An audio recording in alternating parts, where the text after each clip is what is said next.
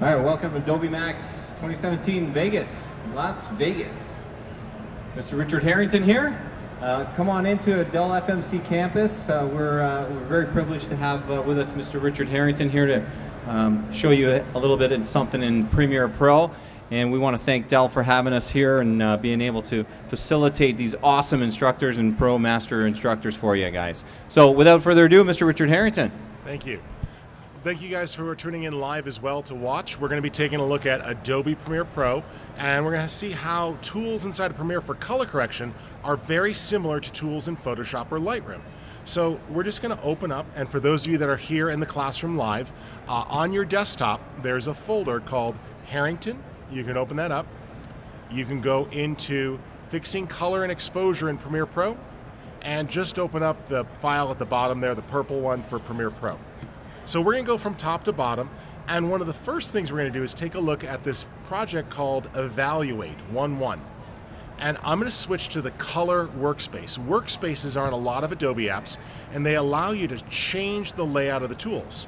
So if we just click on the word color, we're instantly in a color workspace. And we can double click on that actually, and it will reset to the default view. So what we're looking at here is our scopes, and a lot of folks don't understand these, but I'm going to show you how this is kind of like your histogram tool inside of Photoshop. So if we take a look here, it helps us understand how color works. So the first one, if we take a look at these different scopes, is called the RGB Parade. Parade RGB. And this shows us when color is not balanced. So here we go. Let's take a look at the first one here. We'll go to Waveform Monitor actually, and we'll bring that up. And the Waveform Monitor just shows us the color. This shot on the right looks very overexposed, and I can see that because of how the color is pushed up. If you select that shot, over here on the right is basic correction, and it's just like the tools in Camera Raw or Lightroom. Come on in, grab a seat. So you could pull down the exposure a little bit, and you'll see that the shot gets darker. Similarly, we can also do things like highlight recovery while lifting the shadows and contrast. And if you've ever used the tools in other Adobe apps, these should feel really familiar. When the Premiere team redesigned color in Premiere Pro, they looked at the model of Lightroom and trying to make it very easy for people to understand. Now, if we go to the next tool here, we can switch and take a look at what's called a vector scope. We just click on the little wrench icon there, and this shows us the color. And what's happening here is there are some targets. I'll make this a little bit easier for you to see. And those targets tell you when there's too much color. So anytime the color goes beyond this sort of squashed octagon, it means there's too much color. So if we take a look and we boost the saturation, it's telling us that for video purposes, the color is too intense. So this just helps you understand the problems. So let's jump in and fix a shot here. We're going to go to number 2, making basic corrections. And we're going to fix a shot here pretty simply. Let's go to 2.2, fixing your white point. So if you look at the shot here, it's a classic problem that also plagues photographs, a bad white balance. Lots of reasons for this. This particular one, it was Alaska, it was cold, I was tired, and the camera was on the wrong settings, plus it was just really weird lighting. So what we can do with that shot selected is use the white balance tool just like you would in Photoshop or Lightroom. You click on that and find something that should be white. And when you click, it will measure the color and attempt to fix it for you. And so this allows you to choose a white point. Additionally, you can warm or cool the shot further using that slider. Now, most of the time what you're going to do is get the white balance correct and then follow it up with some good old saturation to fill in the color. And you see that just brings out the color. A little bit of contrast will also work nicely here. And we have a much better looking shot. If you ever want to see the before and after, there's a little checkbox at the top here, and you can just toggle it on and off to see the change as you make it. So that's the basic correction area. And what that does is it allows you to make essential corrections to the image.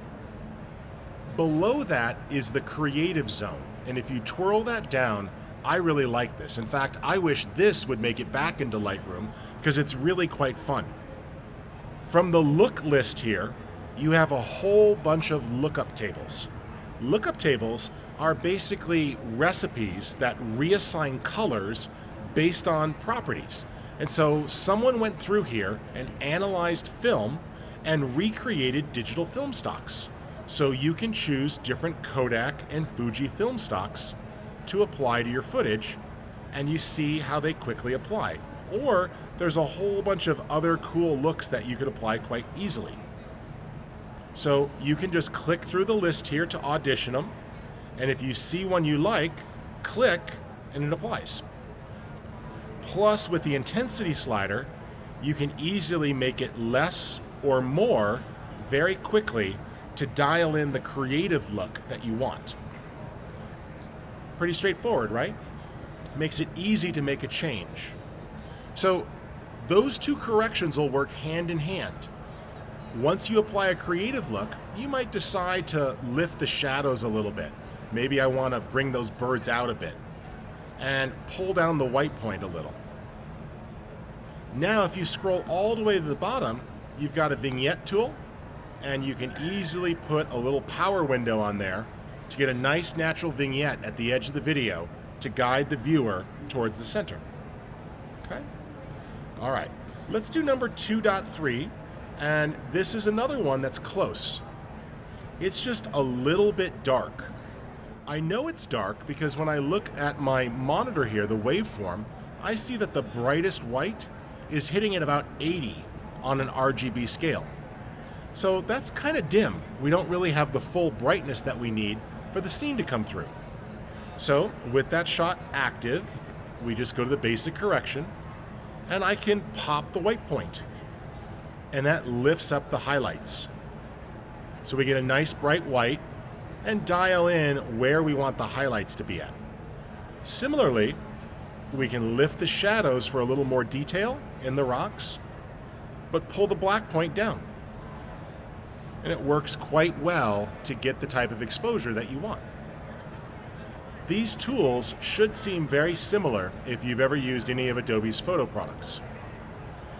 Once you get the basics down, you just go to Creative, and you can even take advantage of options like sharpening. Sharpening does a great job of bringing out some of the details. Digital video is very prone to softness and compression on the sensor.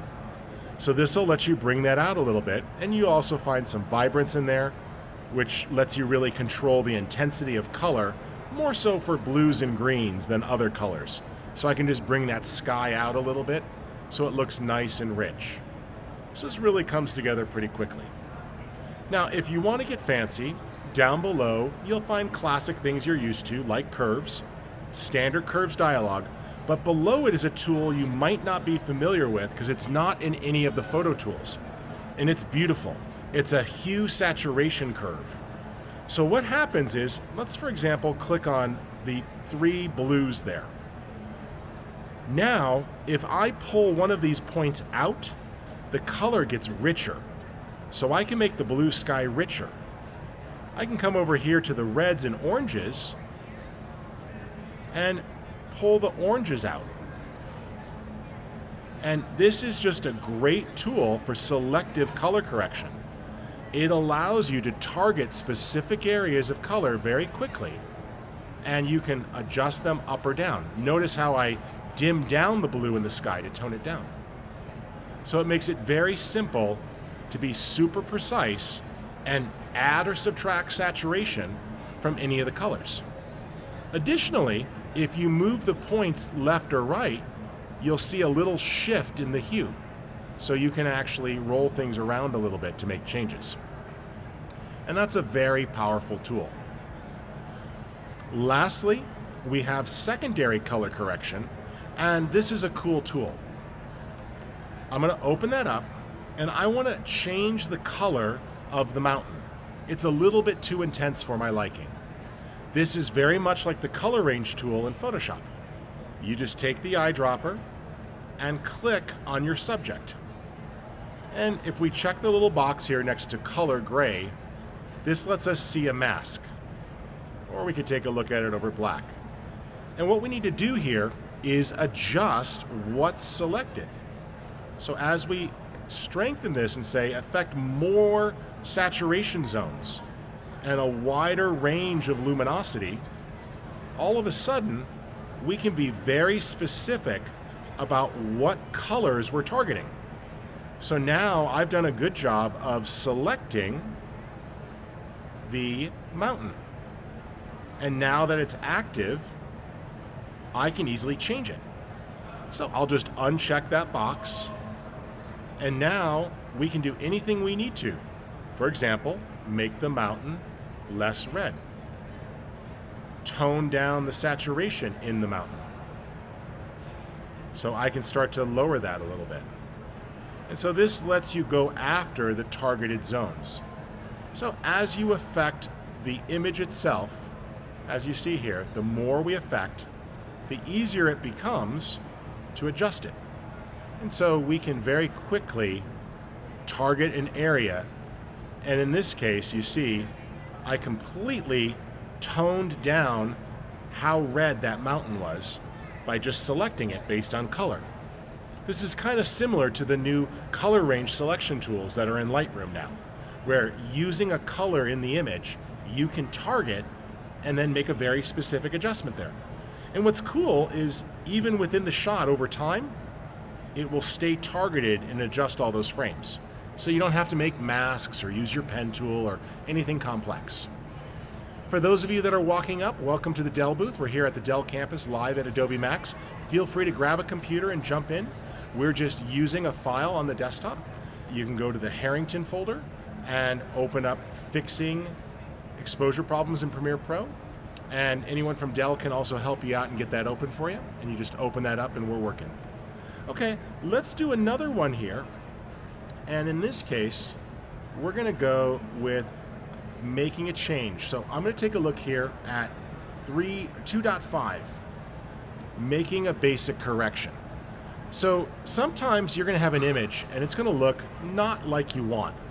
Very, very flat, very boring. This is one of those classic things. It's December 27th. It's miserable weather. The sun hasn't been seen in about a week. No matter what you do, it looks like death here. But we can bring this back pretty quickly. So all we have to do is start at the top and work our way down. So first up, we have a whole bunch of input lookup tables. These are designed for different type of cameras to help you bring out some of the material. So you can try those if your particular shot needs it. But in this case, it's pretty straightforward. I see that our shadows are totally washed out. So all I'm going to do is pull the black point down to get richer shadows and pull the overall exposure down a little bit. Now, if you look at that shot, it's still pretty boring. This is where some contrast will come in. By applying contrast, now the data becomes a little bit more intense. We have more information to work with. And put the color in there, and you start to bring the shot back. So a lot of times, all the information is there just waiting for you.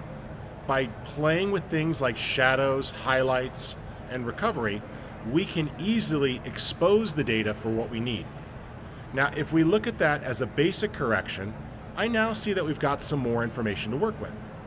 So this is where the creative section comes into play, and you can easily go in and choose something like a low dynamic range preset. And that will go in and start to bring out the color a little bit. And that works pretty well. All right, let's try a creative adjustment. We'll go to folder 3.0, and we're gonna make an adjustment here creatively to the shot. I'd like to change the feeling of this to make it feel more like a desert. So with the shot selected, let's just check our basic adjustments. Exposure's pretty good. Clouds are not quite there. So by popping the white point, we get nice bright white clouds. and then I'll recover the highlights the opposite direction. I generally find that wherever I pull the whites, I pull the highlights the opposite direction. That further increases the contrast between the brightest part and the tones just below that aren't quite as intense. We'll do the same thing on blacks. We'll bring the black point down, but lift the shadows up a little bit. And then a little bit of contrast for good nature, and all of a sudden, your scene starts to have dynamic range. That area in the rocks that were all blended together now has depth and definition. So we can go on to the next section here. And if we go to the creative section, you'll see the ability to sharpen. Sharpening video is amazing that this is a real-time effect.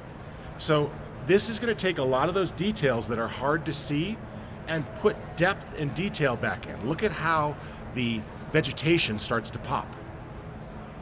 A little bit of vibrance and a little bit of saturation, and it comes to life.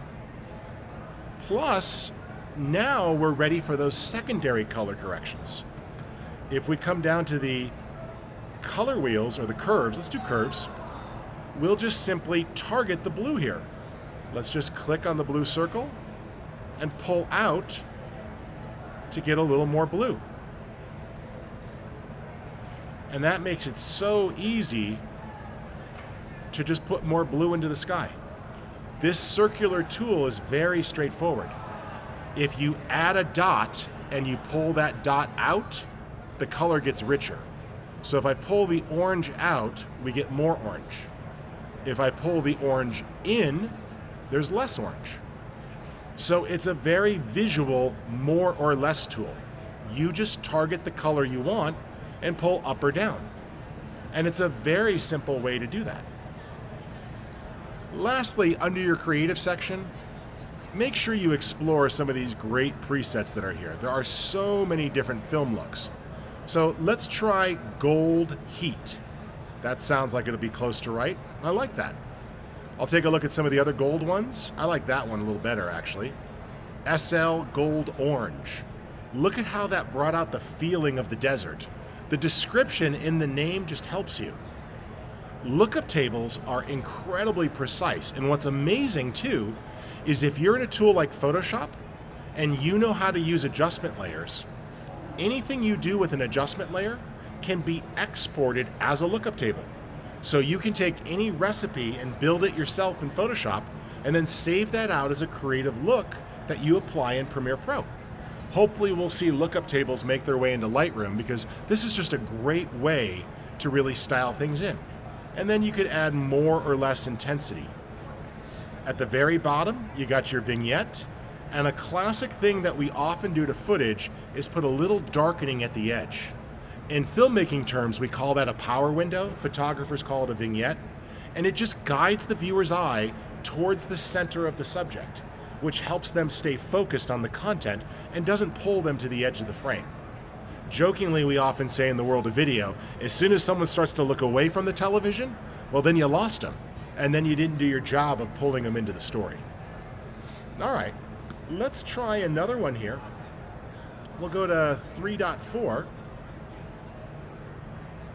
and we've got a classic shot for outdoors. This is going to be very simple to use.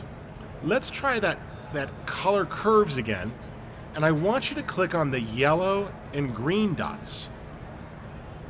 So now, that just adds preset dots here for you to have control points. Try pulling the green out. And look at how we can really bring out that vegetation super easy. I can come over here and add the blue ones in, and I'm going to pull the blue down, because the forest kind of had a cold blue feeling, and I want a little less blue in it. This curves tool is such an easy way to go after the colors that you want to manipulate. You don't have to make any complex selections. There's no sliders to use. You just look at the color wheel and target the values you want. Once that's done, little bit of contrast, and under the creative section, a little bit of sharpening and vibrance, and all of a sudden, we've got a great forest that feels like the Pacific Northwest. The way it started was very boring and flat, but it's better to shoot a little bit flat and boring, because then when you get to post-production, you've got a ton of flexibility. Now, for those of you with a photography background, you might be used to shooting raw for stills, and you don't have to make those same compromises, but video doesn't take the push and pull as well as photos do. So it's better to start out a little less flat and contrasty, a little more flat and contrasty, little less contrasty, little more flat. There we go. It's been a long day. And this will make it very simple to then in post, push that the rest of the way. Remember, combine that very easily with a great film stock, and your image just takes on that look. This went from something shot on an regular consumer $500 camera to something that looks totally filmic. And all it took was targeting the colors. Remember, color is an emotional decision. So I just thought, how did I want this to look? And I went after the greens, and I went after the contrast, and I brought it out. And it was so easy to do. Now, if you want to do that again, you can open up another one of these, 3.5. And here, we've got a very boring lit portrait. There's nothing wrong with it, but it just doesn't have the same emotion. So, easy enough. We'll start with the basic correction, take the white balance tool, and click on something that should be white. And that neutralizes the bad color cast we had from the lighting. We were shooting under available fluorescent lights, much like the lights overhead here. Some of the least attractive lighting available to mankind. Once that's done, a little bit of contrast in video actually goes a long way. Video is a very low contrast medium. And normally you tell a photographer to move the contrast slider and they think you're crazy, because in photo terms, contrast usually sucks. But in video, this contrast slider is very gentle and natural, and it just improves the look super quick and easy. Now we'll pop the white point, recover the highlights, lift the shadows, pop the black point. It's a classic recipe. We're expanding the dynamic range, and people love footage with great dynamic range. So you pull the whites one way and the highlights the other way. You pull the shadows up to recover them, but pull the blacks back down, and it puts that contrast in. Once that's done, it's super easy to go down to your creative section, put a little bit of vibrance in, and a little bit of sharpening, and it really comes to life. Choose from a great preset. We've got some codec film stocks in here. Remember, you can just click through to audition them, even black and white ones. I like this one, it's a little strong, so I'll just back off the intensity ever so slightly. Scroll down to the bottom here, we got a vignette, and we'll just put a little bit at that edge. And if you look at the before and after, it looks completely different. But it's the same recipe over and over again. By the way, speaking of recipes over and over again, if you come up with a look that you like in Premiere Pro, up at the top here, you can actually click and export this as a cube file, which is a LUT. And then you can apply it to all of your other shots from that same scene. So I can just save that. We'll put that on the desktop where all files go to die. And we'll just call this museum look. There we are. I'll go to my other shot at the same place. And let's just reset this here.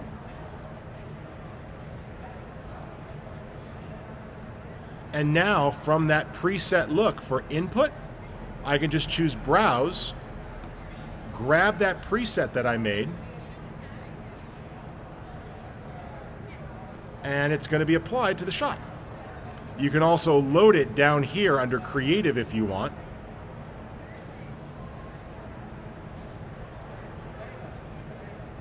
There we go. And it's going to apply to your shot, giving you the same look compared to where you started. So this is just a great way to save time, so you don't have to keep doing the same thing over and over again. Premiere Pro also supports a nice option called Copy and then Paste Attributes. All right, well, there's a lot to color correcting in Premiere Pro, but it's really not that hard. And as you start to work, you'll see that all the tools are very similar if you have a photography background. You can do a classic RGB curve. Lift the shadows, crush the shadows, pop the highlights. This whole tool on the right was designed so those of you who have Lightroom experience could jump right into Premiere Pro and start making your video look fantastic.